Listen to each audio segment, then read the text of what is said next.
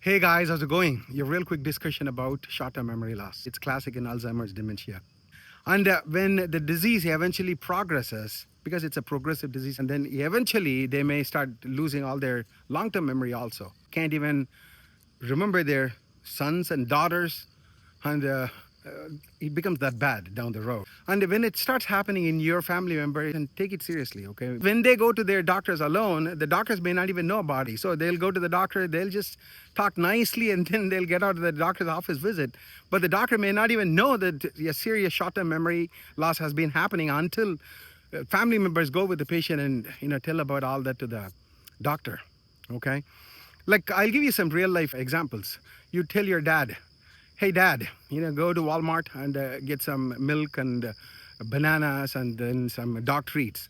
Dad goes to Walmart and comes back and totally forgot that you told him to buy three different things. Or you tell dad, hey, when you come to my home this afternoon, make sure that you put the alarm code and you give him a 4-digit alarm code.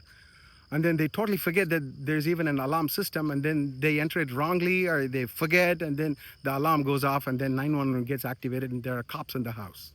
So these are things that can happen, and when that happens, we can't just say like, hey, it's a little bit of a memory lapse and ignore it, because this can lead to a bigger problem. And I've known several instances where when the family member finally chose to go to the primary care doctor's office and then starts telling all this to the primary care doctor, then the doctor is just so surprised. They say like, oh, he has been coming alone to me for the past 20 years and I didn't even know that it was this bad. So it's really important, okay, guys?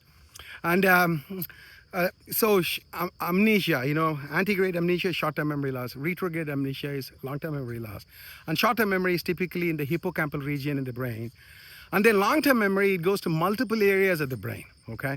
And then there's also something interesting, another kind of a medical term, confabulation. Have you heard of it? We typically associate with alcohol-related dementing problems because of, in those patients like Korsakoff syndrome and all that, there's vitamin B1 deficiency, and you have to quickly replace it in the hospital when they get admitted. And otherwise, what happens is eventually it becomes a permanent damage. And in those patients, like in Korsakoff syndrome, patients may lose their memory, but they'll be completely unaware of it.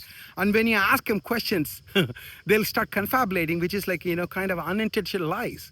They'll fill up the gaps in their, brain memory with completely false stories and fabricated stories, and they'll be talking about it. Go read about it also. It's called as confabulation. Very interesting. And that happens because in the brain, the dementia is multiple parts of the brain, including frontal lobe and all that.